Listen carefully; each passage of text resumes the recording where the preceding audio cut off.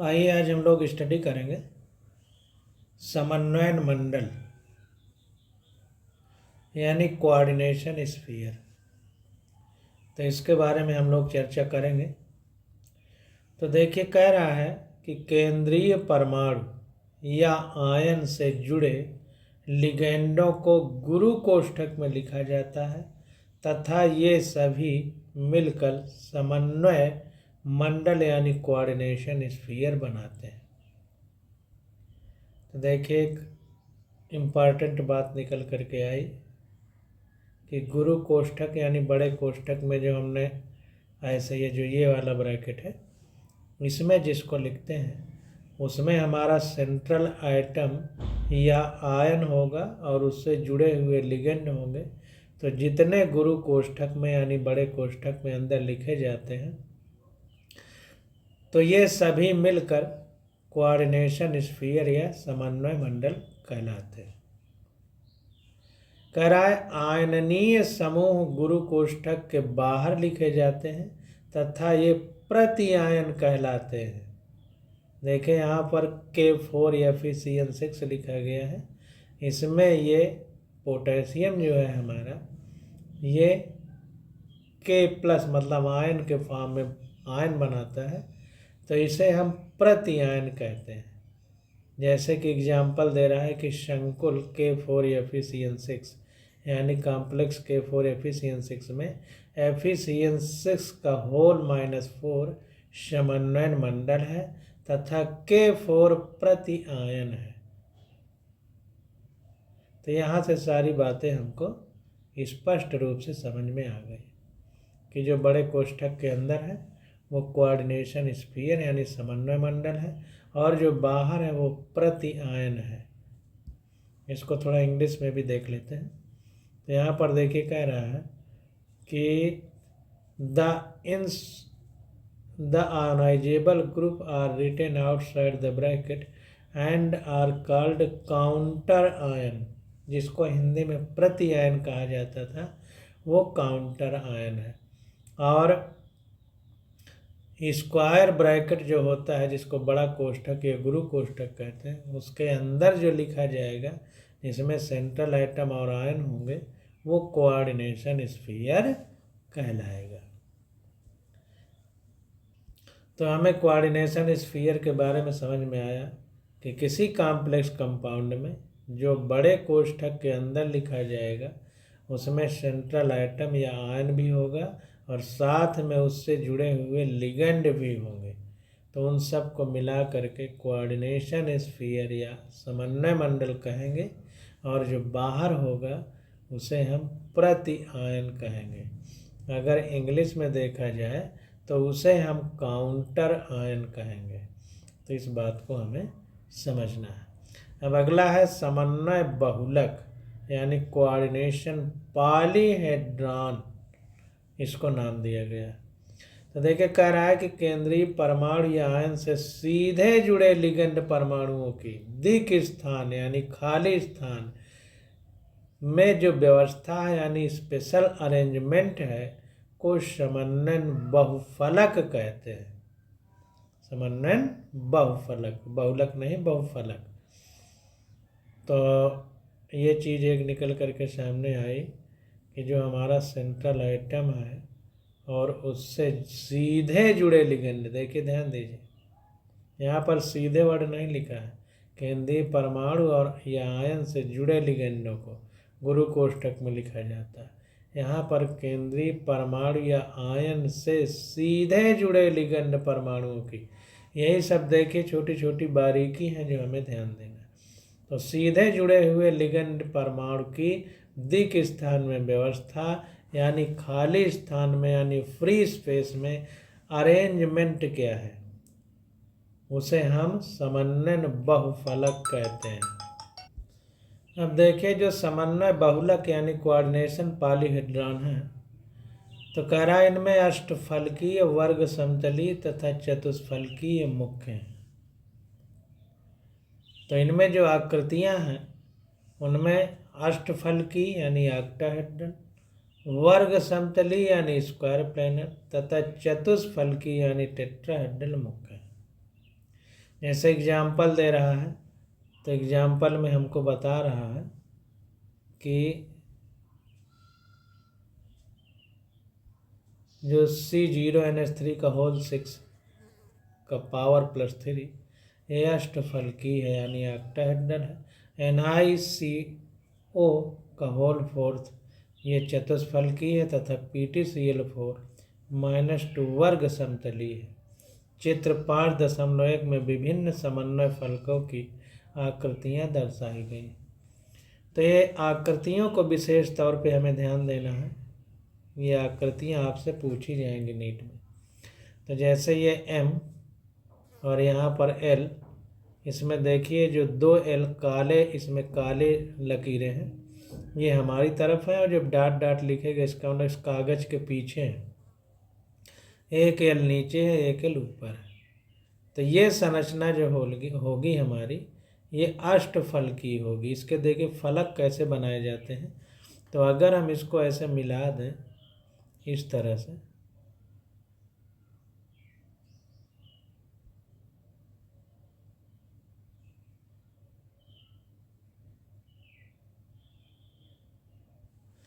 ये अगर इस तरह से मिला दें तो देखिए एक फलक ये हो गया, एक ये 2, एक ये 3, एक ये पीछे वाला 4। तो 4 ये ऊपर हो गए, 4 ऐसे ही नीचे बनाएंगे। तो ये नीचे वाले एल की तरफ बनाएंगे तो 4 नीचे बनेंगे, तो 8 फलक हो गए। तो इसे अष्टफलकीय बोलते हैं। इसी प्रकार इसमें बनाएंगे। तो देखिए इसको अगर हम ऐसे मिला दें, इसको ऐसे मिला दें, इसको ऐसे मिला दें, इसको ऐसे मिला दें, इसको ऐसे मिला दें, तो 1 2 3 और ये इधर 4, तो चतुष्फलकीय हो जाएगा। अब इसमें भी अगर इसको हम ऐसे मिला दें, इसको ऐसे मिला दें, इसको ऐसे मिला दें, इसको ऐसे, तो ये स्क्वायर जैसे बनेगा। अब हमारे मिलाने में सारी भुजाएं बराबर नहीं हुई, लेकिन ये वर्ग जैसे बन गया और प्लेन में है, इसलिए वर्ग समतलीय नाम दिया गया। ये त्रिकोणीय पिरामिडल है, 3 एंगल बन जाएंगे और पिरामिड बनेगा। इसी प्रकार से ये हमारा, इसको देख लेते हैं, इसको हम ऐसे मिला देंगे, इसको ऐसे मिला देंगे, इसको ऐसे मिला देंगे, इसको ऐसे मिला देंगे, इसको ऐसे मिला देंगे, इस तरह से। तो यहाँ पर देखिए 3 कोण बन गए, तो त्रिकोणीय और पिरामिड ये ऊपर बन गया। 3 फलक जिसमें होंगे उसको पिरामिड बोलते हैं। तो 1 2 और ये इधर वाला 3, तो ट्राईएंगुलर पिरामिडल, त्रिकोणीय पिरामिडल। अब नीचे भी एक पिरामिड बनेगा, तो हकीकत में त्रिकोणीय द्विपिरामिडल होना चाहिए नाम। इसी प्रकार ये वर्ग समतलीय हो जाएगा ऐसे, और एक पिरामिड ये ऊपर बन जाएगा इस तरह से। ये तो कुल मिला करके जो फिगर हम लोग बना रहे हैं उतना उचित नहीं बन पा रहा। तो ये वर्ग पिरामिडल है। तो इसको देखते हैं थोड़ा इंग्लिश में भी। तो देखिए स्क्वायर पिरामिडल, ये देखिए ट्राइगोनल बाई पिरामिडल लिखा है, हिंदी में थोड़ा गलती है, त्रिकोणीय द्विपिरामिडी होना चाहिए। तो इसको एक ऊपर बनेगा पिरामिड, एक नीचे, तो थोड़ा गलती है, इसको सुधार लीजिए, ये द्विपिरामिडी होना चाहिए। तो इस प्रकार से स्ट्रक्चर यहाँ पर दिए गए हैं। अब देखिए हम लोग आगे देखते हैं। तो यह है केंद्रीय परमाणु की ऑक्सीकरण संख्या, यानी oxidation number of central atom. तो एक संकुल में यानी कॉम्प्लेक्स कंपाउंड में केंद्रीय परमाणु से जुड़े सभी लिगेंडों को यदि उनके साझे के इलेक्ट्रॉन युगलों यानी जोड़ों सहित हटा दिया जाए तो केंद्रीय परमाणु पर उपस्थित आवेश को उसकी ऑक्सीकरण संख्या कहते हैं। तो ये इम्पॉर्टेंट है।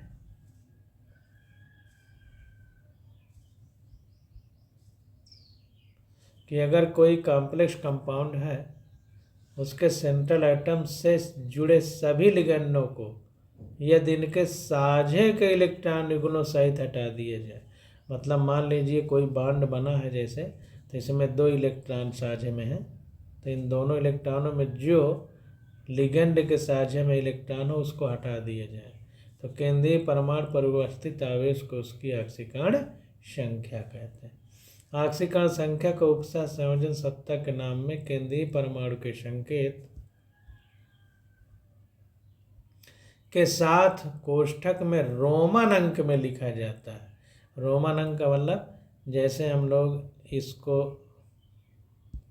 एक लकीर खींचते हैं तो इसको 1 कहते हैं, 2 लकीर खींचते हैं तो इसको 2 कहते हैं, 3 लकीर खींचते हैं तो इसको 3 कहते हैं, और इस ऐसे अगर बना देते हैं इस तरह तो इसको 4 कहते हैं, अगर केवल इस तरह बना देते हैं तो इसको 5 कहते हैं। ये रोमन अंक है, तो इसमें लिखा जाता है। तो वही कह रहा है कि बड़े कोष्ठक में के साथ कोष्ठक में रोमन अंक में लिखा जाता है। जैसे उदाहरणार्थ CuCN का होल CuCN4 छोटे कोष्ठक में और होल -3 में कापर का ऑक्सीकरणांक +1 है। तो ये अगर हम कापर के बारे में देखें तो कापर का ऑक्सीकरण अंक जो है या ऑक्सीकरण नंबर +1 है, तथा इसे Cu और ब्रैकेट में देखें एक लकीर खींच करके लिखा जाता है, यानी इसका ऑक्सीकरण संख्या 1 है। तो इस तरह से हम लोग इसको समझते हैं।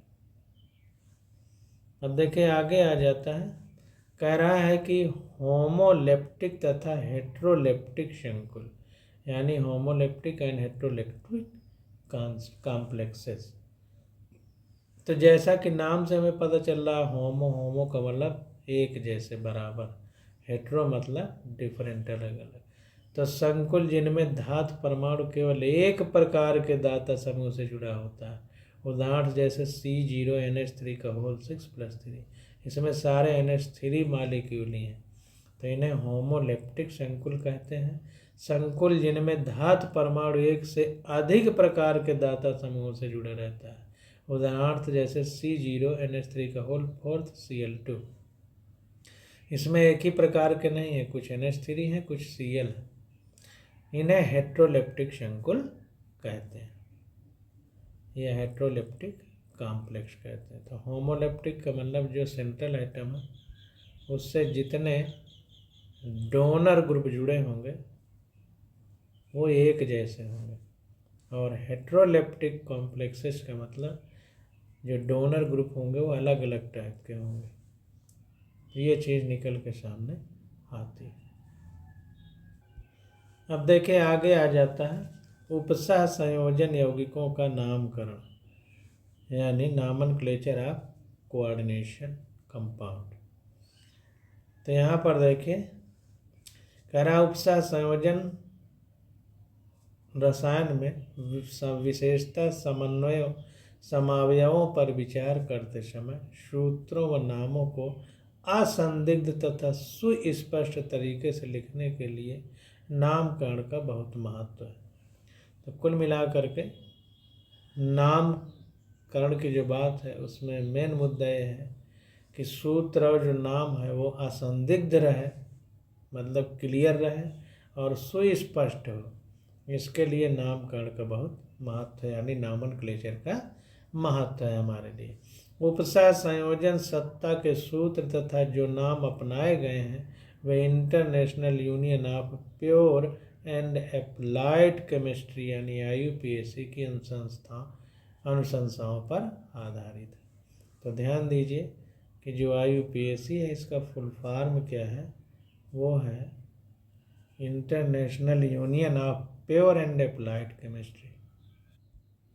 तो इस IUPAC सिस्टम के मतलब हिसाब से ये नाम हम लोगों को लिखने हैं। तब देखिए आगे आ जाते हैं, कह रहा है यौगिक का सूत्र एक केंद्र की उपसह संयोजन यौगिकों के सूत्र। तो अगर एक केंद्र की है यानी एक सेंट्रल आइटम है, इसको देखते हैं।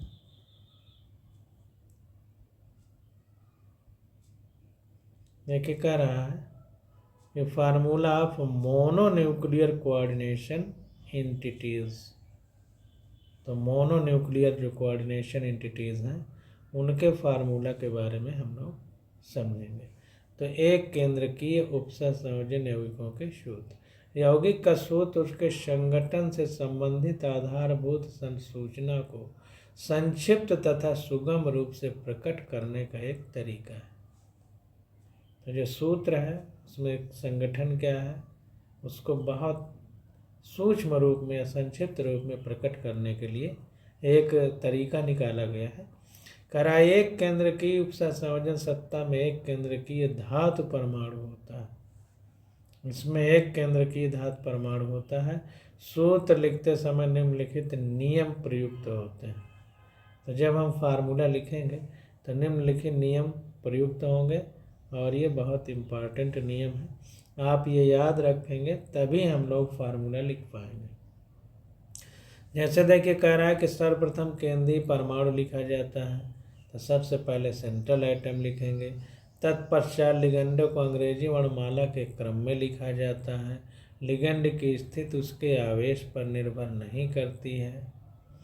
तो पहले क्या करेंगे, सेंट्रल एटम लिखेंगे, उसके बाद जो लिगेंड है उनको अंग्रेजी वर्णमाला के क्रम में लिखा जाता है। जैसे जब हम ऑर्गेनिक केमिस्ट्री पढ़ रहे थे तो वहाँ भी ये अल्फ़ाबेटिकल वर्ड यूज किए गए थे कि उसी हिसाब से हम लोग लिखेंगे। तो यहाँ भी वही स्थिति है कि जो अंग्रेजी वर्णमाला है उसी के क्रम में लिखेंगे और लिगेंड की स्थिति उसके आवेश पर निर्भर नहीं करती। जो लिगेंड की कंडीशन होगी या पोजीशन होगी वो उस पर जो चार्ज है उस पर निर्भर नहीं करेगी, बल्कि हम उसे अल्फ़ाबेटिकल लिखेंगे। आगे कह रहा है कि बहुतंदुर यानी पॉलीडेंटेट लिगेंड भी अंग्रेजी वर्णमाला के क्रम में लिखे जाते हैं। चाहे जो पॉलीडेंटेट लिगेंड है उन्हें भी हम अंग्रेजी वर्णमाला के क्रम में लिखेंगे। संकेताक्षर में लिखे हुए लिगेंड के प्रथम अक्षर को ध्यान में रखकर वर्णमाला के क्रम में उसकी स्थिति निर्धारित की जाती है। तो जो संकेताक्षर है उसमें पहला अक्षर देखेंगे कि ABCD लिखते समय किस क्रम में आता है, उसी हिसाब से हम उसकी स्थिति को निर्धारित करेंगे। अब चौथा पॉइंट आ जाता है, कह रहा संपूर्ण उपसा संयोजन सत्ता आवेशित हो अथवा ना हो उसके सूत्र को एक गुरु कोष्ठक में लिखा जाता है। तो जितने भी उपसा संयोजन सत्ता है वो आवेशित हो अथवा अनावेशित हो उसके सूत्र को एक गुरु कोष्ठक यानी बड़े कोष्ठक में लिखा जाता है। तो इसको देखते हैं थोड़ा। तो देखिए यहाँ पर कह रहा the formula of the entities coordination entity where charges are not is enclosed in square bracket. Square bracket में लिखते हैं when ligand are polyatomic their formulas are enclosed in parenthesis. तो इसको देखते हैं। कह रहा है संपूर्ण उपसा संयोजन सत्ता, हाँ यहाँ पर लिखे जाते हैं, यदि लिगेंड बहुपरमाणुक हो तो उनके सूत्रों को कोष्ठक में लिखते हैं। अगर जो है लिगेंड बहुपरमाणुक है यानी मल्टी एटॉमिक है तो उनके सूत्रों को कोष्ठक में लिखते हैं। संकेताक्षर में लिखे लिगेंड को भी कोष्ठक में लिखते हैं। तो वही कह रहा है कि वह ligand are polyatomic their formulas are enclosed in parenthesis यानी बड़े कोष्ठक में। Ligand abbreviations are also enclosed in parenthesis. तो जो लिगेंड के एब्रिविएशंस हैं यानी जो यहाँ पर देखिए संकेताक्षर में लिखे लिगेंड को भी बड़े कोष्ठक में लिखते हैं।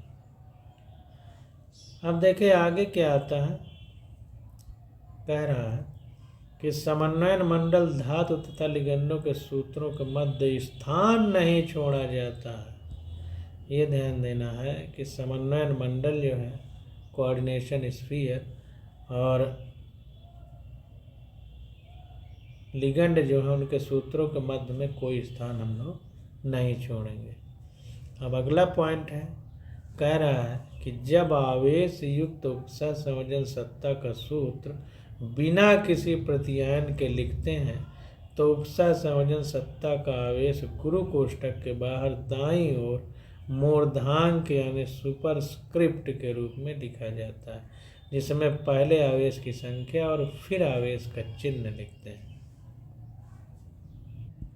तो यहाँ पर देखिए बड़े कोष्ठक के ऊपर आवेश की संख्या यानी 3 आवेश हैं और पॉजिटिव है कि निगेटिव, तो इसलिए माइनस लिखा गया। निगेटिव है तो माइनस लिखा गया, इसमें पॉजिटिव है तो देखिए प्लस लिखा गया। तो वही कह रहा है अपसा संयोजन सत्ता का आवेश गुरु कोष्ठक के बाहर दाईं ओर, ये देखिए दाईं ओर बाहर, और मूर्धांक यानी सुपरस्क्रिप्ट यानी ये ऊपर के रूप में लिखा जाता है, जिसमें पहले आवेश की संख्या, पहले देखिए चार्ज लिखा है और फिर आवेश का चिन्ह यानी माइनस या प्लस लिखा है। इस तरह से हम लोग लिखते हैं। अब देखिए आगे आ जाता है, कह रहा है धनायन के आवेश को ऋणायन के आवेश से संतुलित किया जाता है। लास्ट हम लोग क्या करेंगे, जो पॉजिटिव चार्ज है उसको निगेटिव चार्ज से हम लोग संतुलित करेंगे। यहाँ पर देखिए नोट लिखा गया है कि सन 2004 में IUPAC में अनुशंसा की, IUPAC ने अनुशंसा की है कि लिगेंडों को वर्णमाला के आधार पर चुनना चाहिए, आवेश के आधार पर नहीं। तो इसीलिए यहाँ पर ऊपर लिखा था कि आवेश से मतलब नहीं है, अल्फ़ाबेटिकल ABCD जो लिखी गई है वर्णमाला उसके आधार पर हम लोग चुनेंगे।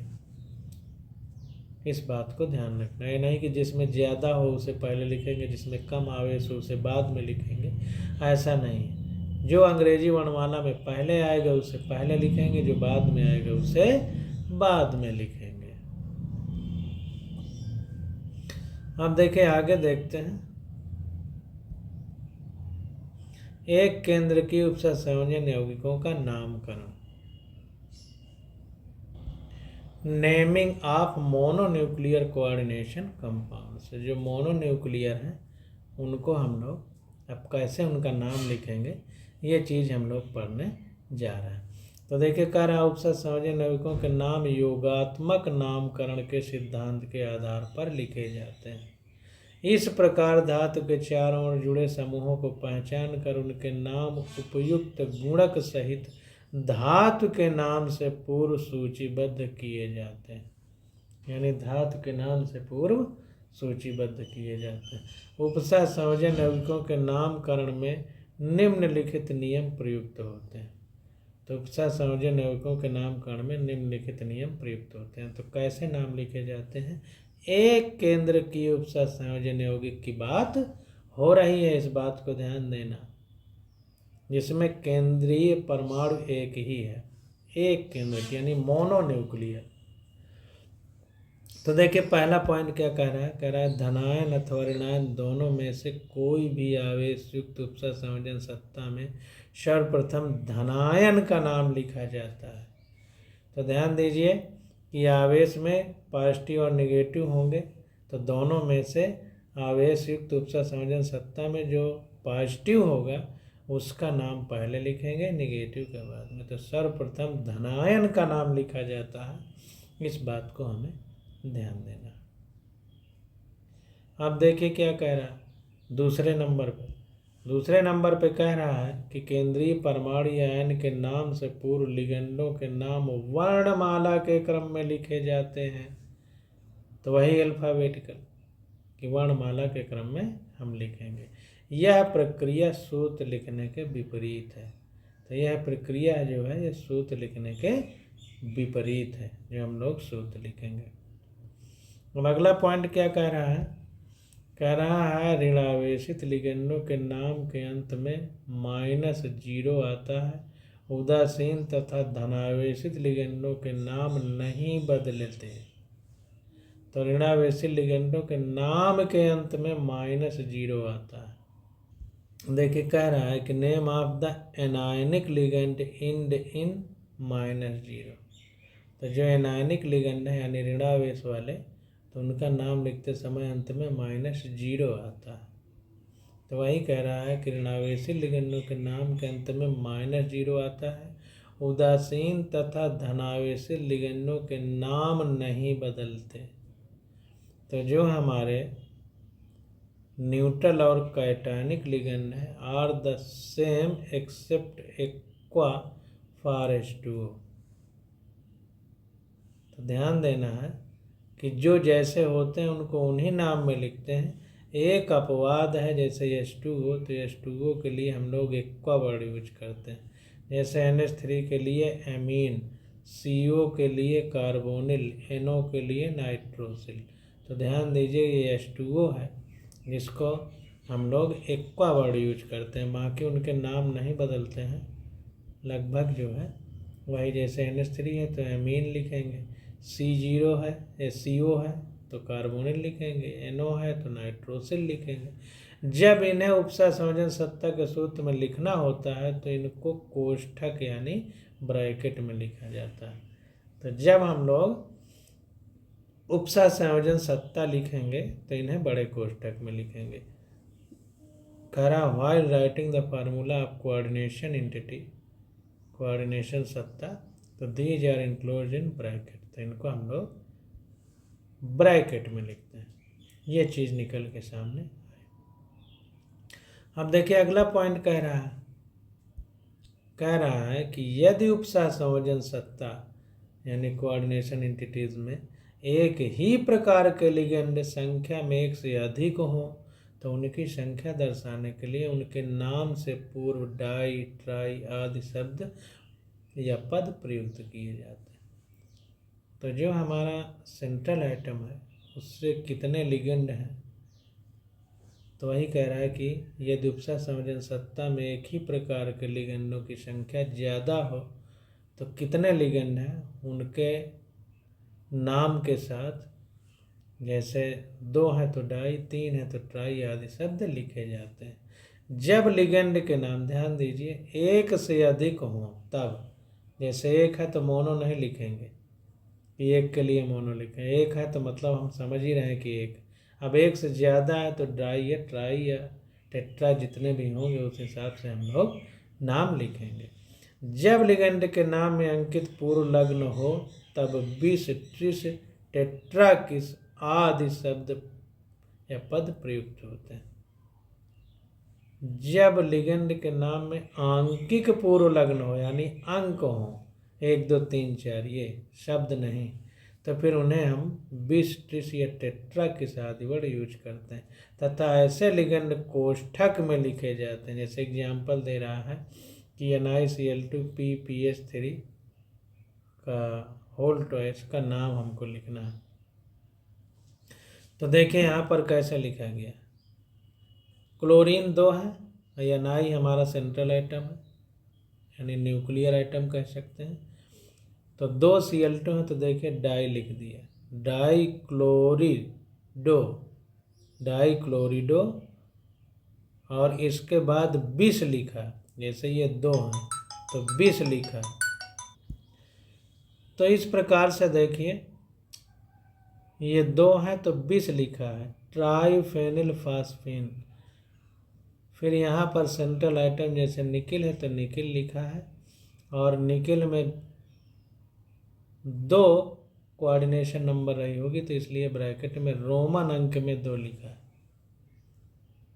तो वही यहाँ पर देखिए कह रहा है कि यदि उपसा संयोजन सत्ता में एक ही प्रकार के लिगेंड संख्या में एक से अधिक हो, एक ही प्रकार के, ध्यान दीजिएगा, एक ही प्रकार के लिगेंड संख्या में अधिक हो तो उनकी संख्या दर्शाने के लिए उनके पूर्व नाम के पूर्व डाई, ट्राई आदि शब्द लिखते हैं। जैसे Cl2 है तो डाईक्लोरिडो लिखा गया है, ये हो गया।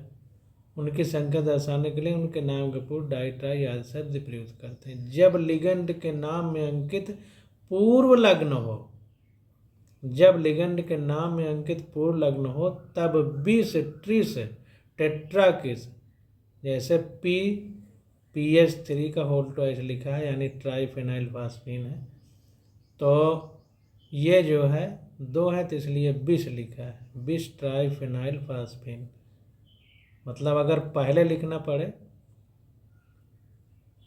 इस तरह से कह रहा है जब लिगेंड के नाम में अंकित पूर्व लग्न हो, नाम में अंकित पूर्व लग्न हो तब 20, 30 टेट्रा के साथ शब्द प्रयुक्त करते हैं।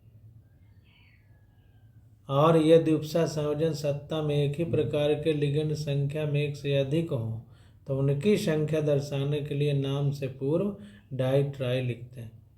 तो लिगेंड जो हैं अगर संख्या में एक से अधिक है एक ही प्रकार के तो डाई, ट्राई लिखते हैं। तो यहाँ पर देखिए डाई लिखा है तो ये संख्या में 2 है तो ड्राई लिख दिया है, ये भी संख्या में 2 है तो पहले ड्राई लिख चुका है डाई, तो Cl के लिए तो डाई क्लोरिडो।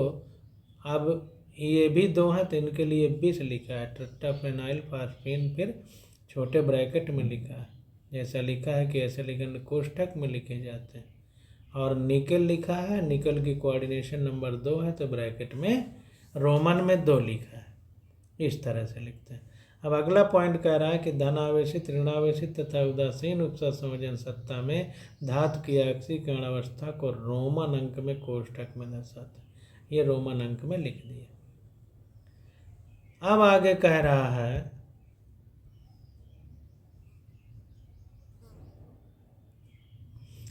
यदि संकुल आयन यानी कॉम्प्लेक्स आयन एक धनायन हो तो धातु का नाम वही लिखते हैं जो तत्व का नाम होता है। जैसे एग्जाम्पल दे रहा है, इसको निशान लगाइए। जैसे एग्जाम्पल दे रहा है कि धनावेशित संकुल आयन में C0 को कोबाल्ट तथा Pt को प्लेटिनम कहते हैं, एक धनायन हो तो। यदि संकुल आयन यानी कॉम्प्लेक्स आयन एक ऋणायन हो तो धातु के नाम के अंत में अनुलग्न एट लगाया जाता है। देखिए धनायन हो तो वैसे लिख देंगे, कैटायन है तो वैसे, जैसे C0 है तो कोबाल्ट लिख देंगे, Pt है तो प्लेटिनम लिख देंगे। लेकिन यदि संकुल आयन एक ऋणायन हो यानी एनायन है तो धातु के नाम के अंत में अनुलग्न हमें एट लिखना। अनुलग्न मतलब पीछे लिखने वाला, पूर्वलग्न मतलब पहले लिखने वाला, पूर्वलग्न मतलब प्रीफिक्स, अनुलग्न मतलब सफिक्स। उदाहरणार्थ जैसे संकुल ऋणायन ये है C0Cn का होल फोर्थ -2 में C0 को कोबाल्टेट कहते हैं क्योंकि यहाँ निगेटिव है। कुछ धातुओं के लिए उनके, यहाँ पर देखिए धनायन की बात हो रही थी तो सीधा कोबाल्ट लिखा है, Pt है तो सीधा प्लेटिनम लिखा है, लेकिन ऋणावेशित है तो 8 लगा देंगे। जैसे C0 यानी कोबाल्ट है तो कोबाल्टेट लिख दिया है। उदाहरणार्थ जैसे कह रहा है कि Fe के लिए फेरेट, अगर Fe होता तो फेरेट लिखते। उदासीन संकुल का नाम भी संकुल धनायन की भांति ही लिखा जाता है। जो हमारे न्यूट्रल होंगे या पॉजिटिव यानी धनायन होंगे कॉम्प्लेक्स कंपाउंड में, उनको सेम तरीके से लिखा जाता है। बस अगर निगेटिव होगा तो 8 लगा देंगे। जैसे Fe है तो फेरेट, C0 है तो कोबाल्टेट, इस तरह लिखेंगे। अब देखिए कह रहा है कि निम्नलिखित उदाहरण उपसा संयोजन यौगिकों की नामकरण प्रणाली स्पष्ट करते हैं। एग्जाम्पल दे करके हमको ये समझाया जा रहा है कि आखिर हम लोग कैसे नाम लिखेंगे। तो ये एग्जाम्पल की स्टडी हम लोग अगले लेक्चर में करेंगे। आज बस यहीं तक।